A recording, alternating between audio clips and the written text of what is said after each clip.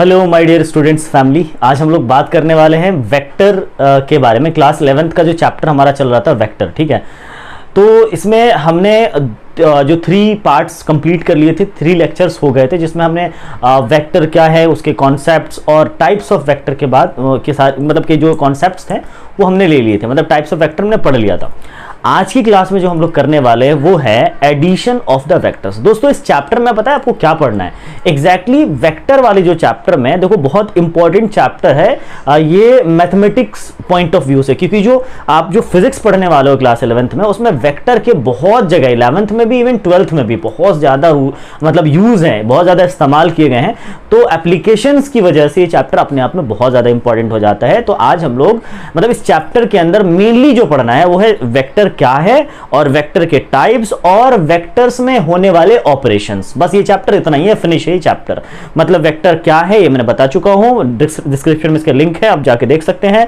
First lecture हमारा, फिर हमने बताया था वेक्टर के कुछ कॉन्सेप्ट दिए थे, फिर हमने टाइप्स ऑफ वेक्टर बताया था। ये सारे लिंक, तीनों के तीनों लिंक आपको डिस्क्रिप्शन बॉक्स में मिल जाएंगे। और आज जो हम लोग बात करेंगे वो आज स्टार्ट करने वाले ऑपरेशंस इनटू द वेक्टर, मतलब वेक्टर में जो ऑपरेशंस हम लोग यूज करते हैं। ऑपरेशंस क्या? Addition, subtraction, multiplication of vectors. Division नहीं पढ़ेंगे हम लोग, addition, subtraction and multiplication of the vectors. तो दोस्तों आज हम लोग स्टार्ट करेंगे एडिशन ऑफ द वेक्टर्स, ठीक है। आज हम लोग सिर्फ और सिर्फ एडिशन और एडिशन के बहुत सारे वेज हैं उनके बारे में बात करेंगे। तो छोटा सा वीडियो और बहुत ही इंपॉर्टेंट है, पेन और कॉपी लेके बैठ जाइए और साइड में शांति के साथ हम लोग पढ़ाई करते हैं। Let's start the class. Good morning, good evening, good afternoon, जो भी टाइम हो रहा हो, गुड नाइट, ठीक है। आप मुझे नहीं पता आप कब वीडियो देख रहे हो। तो स्टार्ट करते हैं सबसे पहले हम लोग कि वेक्टर का एडिशन सर कितने तरह का होता है। देखो नॉर्मली जो हम लोग वेक्टर एडिशन की बात करते हैं तो 2 तरह का वेक्टर एडिशन हमारे दिमाग में आता है और सिलेबस में भी 2 तरह के वेक्टर्स हैं।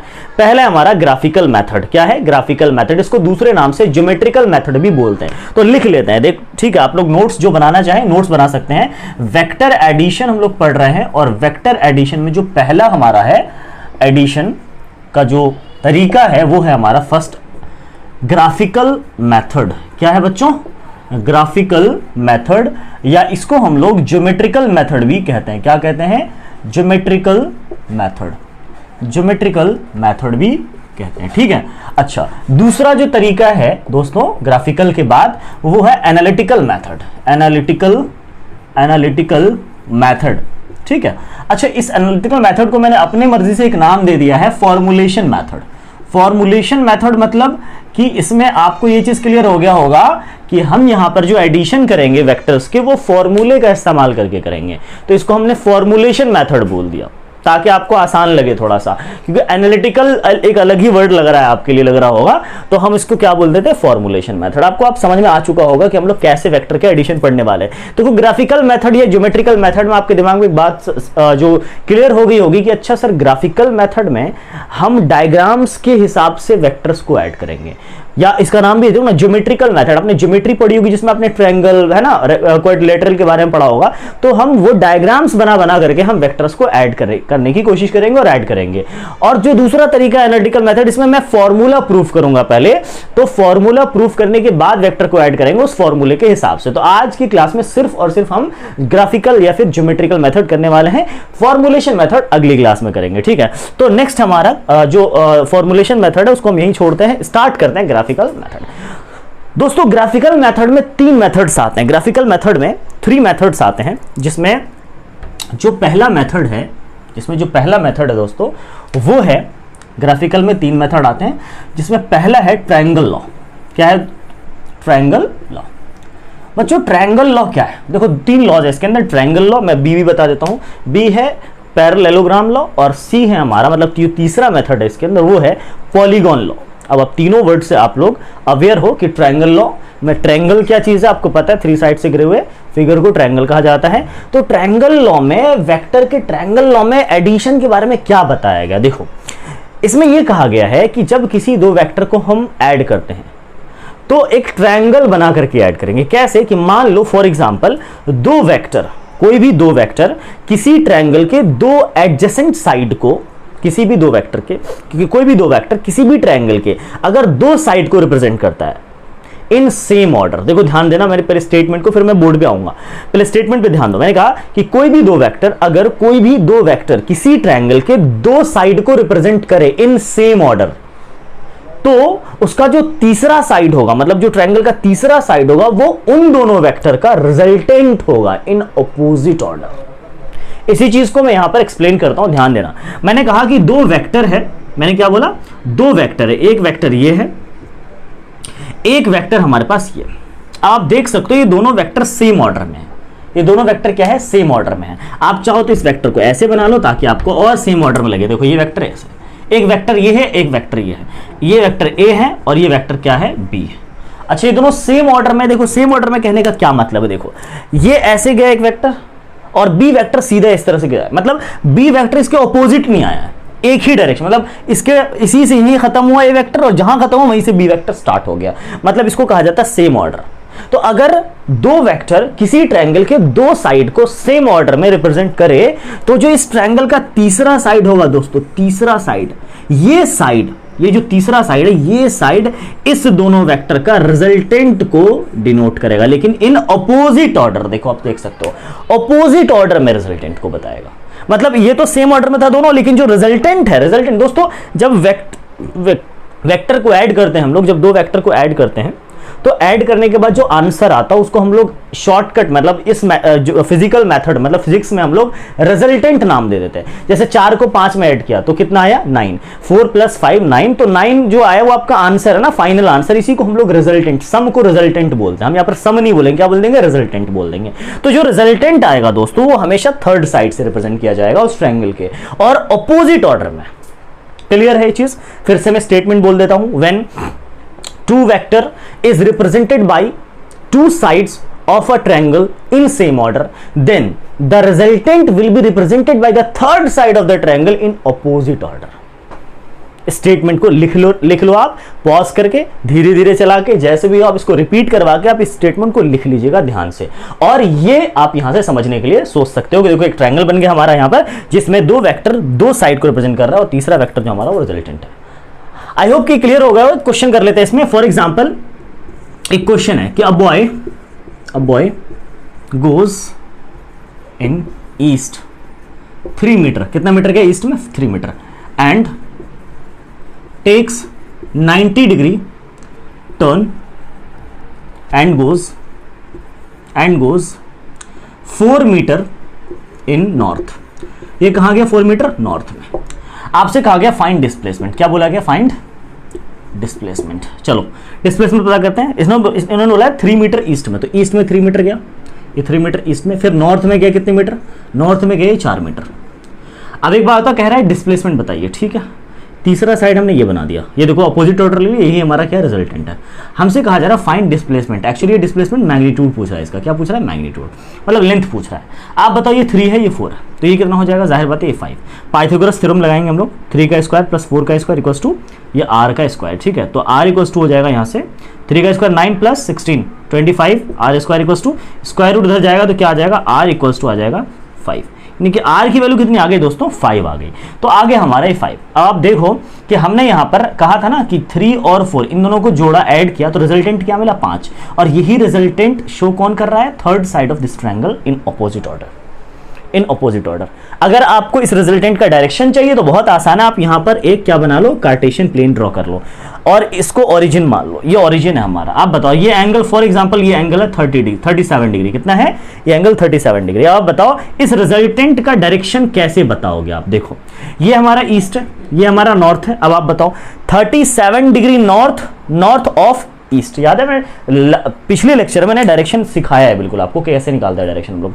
37 degree north of east, 37 degree north of east ऐसे बोलेंगे। तो 5 metre 37 degree north of east, पूरा आंसर जो होगा इसका दोस्तों वो होगा ये 5 metre 37 degree north of east. ये पूरा आंसर है इसका। This is the answer for this question. Clear है आपको ट्रायंगल लॉ समझ में आई होप आ गया होगा। अब जो दूसरा लॉ है हमारा दोस्तों वो है पैरेललोग्राम लॉ। तो दोस्तों पैरेललोग्राम लॉ में अब स्टेटमेंट ध्यान से सुनना, समझ में आ जाएगा फिर से, कि अगर किसी दो वेक्टर, कोई भी दो वेक्टर किसी पैरेललोग्राम के दो साइड को रिप्रेजेंट कर रहा है। अब यहां पर सेम ऑर्डर नहीं बोल रहा हूं मैं। अगर कोई दो वेक्टर किसी पैरेललोग्राम के दो एडजेसेंट साइड को, एडजेसेंट साइड याद रखना है, एडजेसेंट साइड को रिप्रेजेंट कर रहा है टेल टू टेल जुड़ करके। क्या बोला मैंने? टेल टू टेल जुड़ करके। दो वेक्टर जब टेल टू टेल जुड़ा होता है और एडजेसेंट साइड को रिप्रेजेंट कर रहा होता है, किसी भी पैरेललोग्राम के दो एडजेसेंट साइड को दो वेक्टर रिप्रेजेंट करे टेल टू टेल जुड़ करके, तो उस पैरेललोग्राम में जो डायगोनल होगा, ध्यान देना, इस पैरेललोग्राम में ड्रॉ कर लेता हूं, ये पैरेललोग्राम है, ठीक है। इस किसी पैरेललोग्राम में जब कोई दो वेक्टर इस पैरेललोग्राम के दो एडजेसेंट साइड को रिप्रेजेंट करे, तो जो इन दोनों का जो रिजल्टेंट होगा वो इस पैरेललोग्राम में इन दोनों वेक्टर का कॉमन डायगोनल होगा। क्या होगा? कॉमन डायगोनल होगा। तो एक डायगोनल में यहां से भी ले सकता था, क्या ये रिजल्टेंट होगा? नहीं, मैंने क्या बोला? कॉमन, मतलब इन दोनों वेक्टर का कॉमन डायगोनल तो यही होगा। ये तो हो ही नहीं सकता कॉमन डायगोनल, क्योंकि जहां वो मिल रहा है वहीं से डायगोनल खींच लेना है। तो this diagonal will be the resultant of this two vector. Clear है? क्या बोला मैंने कि अगर दो वेक्टर किसी पैरेललोग्राम के दो एडजेसेंट साइड को रिप्रेजेंट करता है, ठीक है, तो जो तीसरा जो कॉमन डायगोनल होगा, उनके बीच का जो कॉमन डायगोनल होगा उस पैरेललोग्राम में, that common diagonal will represent the resultant of these two vectors. Clear है? ये रिजल्टेंट हमारा, ये वाला, ये जो साइड होगा हमारा क्या होगा? रिजल्टेंट होगा। इस पे एग्जांपल कर लेते हैं कोई क्वेश्चन। अच्छा, इस स्टेटमेंट को आप नोट डाउन कर लीजिएगा। If two vector represent the two adjacent side of any parallelogram tail to tail, then the common diagonal of that parallelogram will represent the resultant of that vector. Resultant of that vector, इसको आप note down कर लीजिएगा। Question कर लेते हैं इसमें कि same question है, a boy goes towards east, ठीक है, 4 metre and takes 90 degree turn and goes 3 meter in north। Clear है? क्या बोला मैंने? नॉर्थ में गया वो 3 मीटर। चलिए बनाते हैं हम लोग। ईस्ट में 4 मीटर गया, 4 मीटर गया ईस्ट में, ध्यान से देखिएगा, 4 मीटर गया ईस्ट में, ठीक है। फिर कहाँ गया वो? 90 डिग्री पर 3 मीटर नॉर्थ, मतलब वो 3 मीटर कहाँ गया? नॉर्थ में। This is the north, 3 metre. अब देखो कि क्या दोनों वेक्टर टेल टू टेल जुड़े हैं? नहीं जुड़े। पहले टेल टू टेल जोड़ दो। टेल टू टेल जोड़ने के लिए हमने इस वेक्टर को क्या करना? शिफ्ट करना। शिफ्टिंग ऑफ वेक्टर मैं बता चुका हूँ, वेक्टर को हम पैरेलली शिफ्ट कर सकते हैं। तो मैं इस वेक्टर को लाके यहाँ रख देता हूँ, तो इस वेक्टर को मैं शिफ्ट करके ले आता हूँ यहाँ पर। देखो, इस 3 मीटर वाले वेक्टर को मैं शिफ्ट कर देता हूँ और यहाँ बना देता हूँ। अब ये टेल से टेल जुड़े हैं, ये 3 मीटर हमारा। अब इससे आप क्या करो? एक पैरेललोग्राम बना लो। एक्चुअली ये पैरेललोग्राम एक रेक्टेंगल का फॉर्म बन गया हमारा, ठीक है, जिसमें ये 90 डिग्री है, ध्यान से देखना। अब इसका जो कॉमन डायगोनल होगा यही रिजल्टेंट होगा। आप चेक कर लो, 3 ये 4 है, ये 3 है, तो ये 3 है, तो ये वाला भी क्या हो जाएगा? 3। ऑपोजिट साइड इक्वल होते हैं, ये 3 मीटर। अब आप ही बताओ, ये 4 मीटर, ये 3 मीटर, ये राइट एंगल ट्रायंगल है, तो ये हाइपोटेनस है, इसकी वैल्यू क्या आएगी? रिजल्टेंट की वैल्यू क्या आएगी? 5। क्या आएगी? 5। तो हम कह सकते हैं यहां से कि जो 5 मीटर हमारा ये रिजल्टेंट की वैल्यू आएगी। क्लियर है? तो आई होप कि आपको ये चीज क्लियर हो गया होगा कि हमारा पैरेललोग्राम लॉ कैसा होता है। पैरेललोग्राम लॉ में आपको क्लियर हो गया होगा। दोबारा से अगर ना समझ में, रिपीट करके देखो। कोई प्रॉब्लम आती है कमेंट सेक्शन में, आप कमेंट करके पूछ सकते हो सर यहाँ पर क्या प्रॉब्लम है। दोस्तों, ये है हमारा पॉलीगॉन लॉ। पॉलीगॉन लॉ में आपको पता ही होगा पॉलीगॉन क्या होता है। एक से ज्यादा साइड्स, अगर किसी सरफेस, मतलब कोई शेप है जिसमें एक से ज्यादा साइड्स हो या 2 से ज्यादा साइड्स हो, 3 से ज्यादा साइड्स हो, तो इसको पॉलीगॉन हम लोग कह देते हैं, ठीक है। आप देख सकते हो एक डायग्राम में 1 2 3 4 साइड्स हैं। इन सारे वेक्टर्स को हमें ऐड करना है और हम क्या करेंगे? इन सारे वेक्टर्स को ऐड करने के लिए हम इसको एक पॉलीगॉन का शेप देंगे। एक पॉलीगॉन का शेप देना और फिर इन वेक्टर्स को ऐड करना है। देखो, देखा जाए तो ये polygon law actually triangle law का ही एक फॉर्म है। जो आपने फर्स्ट पढ़ा था ना, triangle law, first triangle law, parallelogram law और ये पॉलीगॉन लॉ। तो पॉलीगॉन लॉ किसका दूसरा, मतलब सेकंड फॉर्म समझ लो आप।